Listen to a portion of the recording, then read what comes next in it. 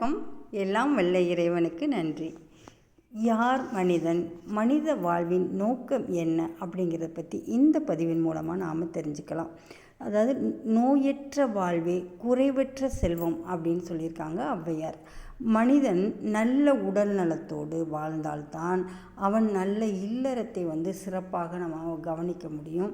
அது மட்டும் இல்லாமல் இல்லறத்திற்கு தேவையான பொருளீட்டுதல், அதே மாதிரி பிறருக்கு தொண்டு செய்தல், பிறருக்கு உதவுதல் போன்ற அதில் மனநிறைவு பெற்று வாழ்வின் நோக்கமாகி இறைநிலையை அடைய வேண்டும் அப்படிங்கிறது தான் மனிதனாக பிறந்தவர்களுடைய ஒரு தலையாய கடமை அப்படின்னு சொல்லலாம்.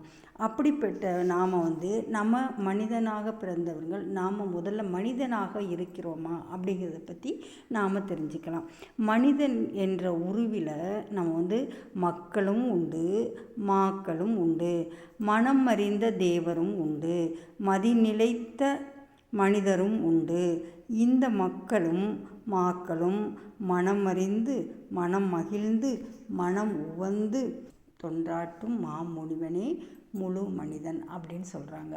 இப்போ இந்த நிலைகளை நாம் கடந்து வந்தால் மட்டும்தான் நாம் ஒரு மனிதனாகவே வாழ முடியும் அப்படிங்கிறத தான் இந்த மூலயமா நாம் தெரிஞ்சுக்கிறோம். இத்தனை பண்புகளையும் நாம் பெறணும் அப்படின்னா இது ஆரோக்கியம் அப்படின்னு சொல்லக்கூடியது. இந்த ஆரோக்கியத்தின் மூலமாக மட்டும்தான் நம்ம நம்மளுடைய கடமைகளையும் நம்ம சிறப்பாக செய்ய முடியும். நாம் யார், நம்ம எதற்காக வந்திருக்கோம், வந்ததனுடைய நோக்கம் என்ன அப்படிங்கிறத பற்றிலாம் நாம் தெரிஞ்சுக்கிட்டோம் அப்படின்னா தெரிஞ்சுக்கிறதுக்கான முதல் நிலை. இதை தெரிய ஆரம்பிக்கும் பொழுதுதான் அவன் மனிதனாகவே ஆறாவது அறிவை பயன்படுத்துகிறான் அப்படிங்கிறது எல்லாருமே சொல்கிறாங்க.